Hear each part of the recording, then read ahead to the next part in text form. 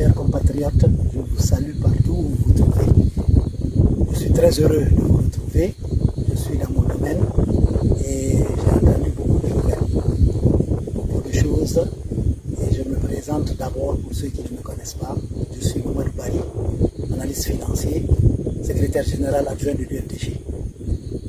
Comme vous le savez, il y a quelques semaines, le président de la transition a fait un décret pour convoquer le corps électoral pour le 28 décembre 2025 à la présidentielle. Il y a quelques semaines, la Cour suprême a donné provisoirement la liste de 9 candidatures pour cette élection. Hier, la Cour suprême a validé cette liste de 9 personnes pour la présidentielle. Et on se retrouve aujourd'hui dans une situation où certaines voix s'élèvent pour dire de ne pas participer à cette mascarade électorale. C'est le mot qu'on dit, c'est le mot qu'on prononce, mascarade. Je tiens à rappeler que la chaise vide, la politique de la chaise vide n'a jamais fait élire personne et n'a jamais prospéré. L'absence des talents fait la promotion de la médiocrité. Il faut qu'on s'implique, il faut que des cadres s'impliquent. Je vous donnerai simplement quelques exemples. À l'avènement du multipartisme intégral, début des années 90, après le référendum de 90, en 93, certains disaient ça ne sert à rien de participer. Lansana Conté ne peut pas organiser une élection et la perdre. En 93, il y a eu de la fraude. Mais ça a demandé à ce que les gens participent. Les Bamamadou, les Siradio ont participé. Les Jean-Marie Doré et Alpha Condé, ils ont participé et ils ont rehaussé le niveau des débats. En 93, il y a eu élection et il y a eu fraude. La même équipe, le même régime a organisé en 95 des législatives. Lansana Conté à l'époque a donné 9 députés à Bamamadou, 9 députés à Siradio et 18 députés à Alpha Condé. Sans aucune base réelle de la sortie des urnes. En 98, il devait y avoir élection. Mais avant, il y a eu Kapororaï. Vous vous souvenez qu'il y a eu destruction de Kapororaï pour casser l'électorat de Bamamadou. Et en même temps, on l'a arrêté pour 2 mois.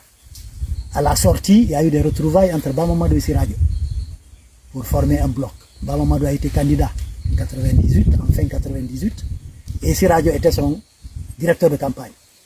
Clairement, Bamamadou a gagné.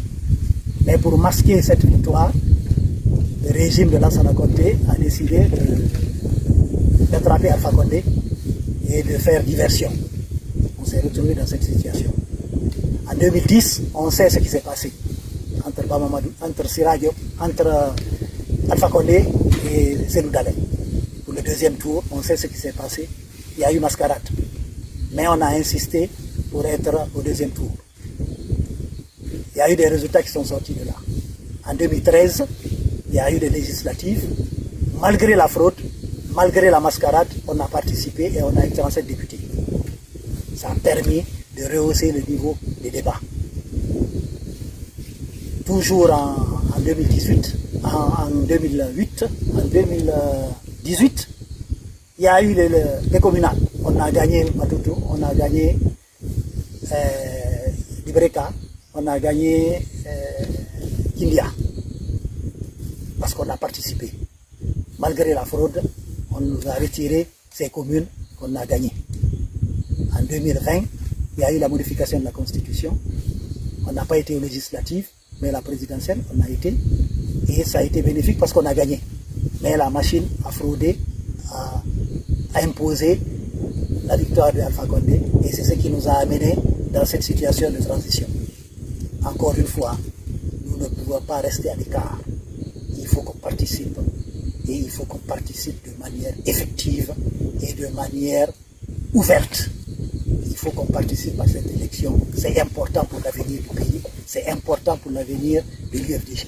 Si l'UFDG n'est pas candidate, mais alors l'UFDG doit soutenir un candidat. C'était cela mon message.